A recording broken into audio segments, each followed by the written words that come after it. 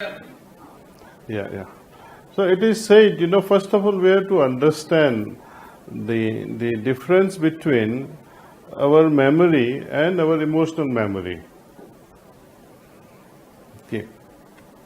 Some often we have samskaras, meaning we have the impressions or the past memory. At the same time, the memory is also having a lot of baggage with a lot of emotions backing it. But when it comes to the past samskaras, we are neither aware of its memory nor the emotional burden. Our conscious mind doesn't have the record.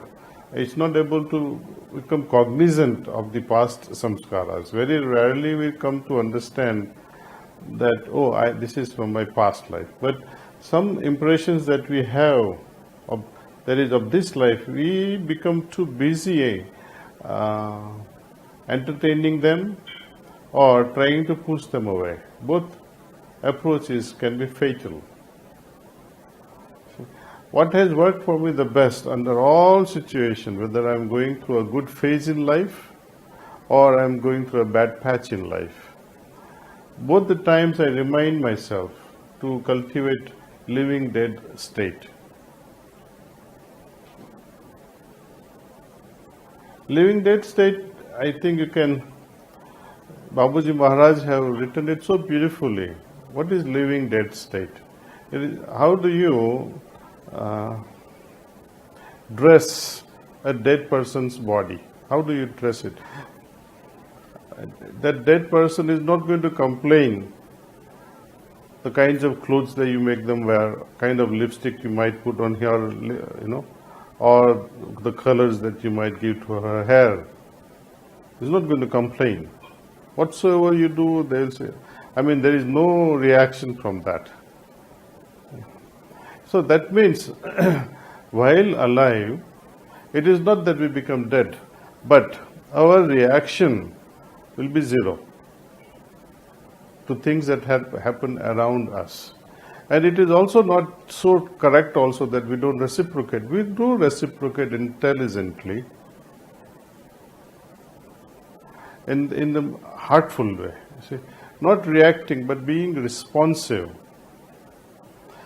I would like you all to refer to this state, living dead condition, how to cultivate it. It is there in Voice Real. And Babuji Maharaj says very nicely about that when samskaras are there, it is like having water in the river.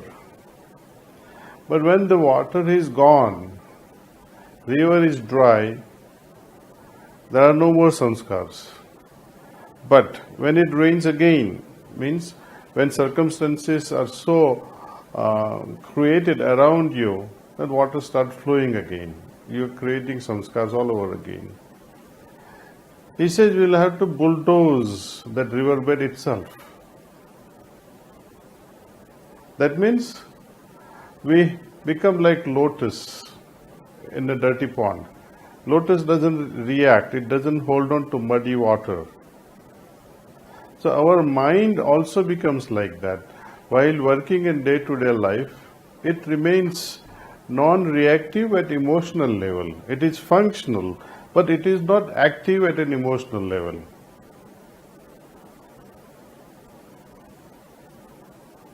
And only then, like lotus, we will be able to remain unaffected by the surrounding.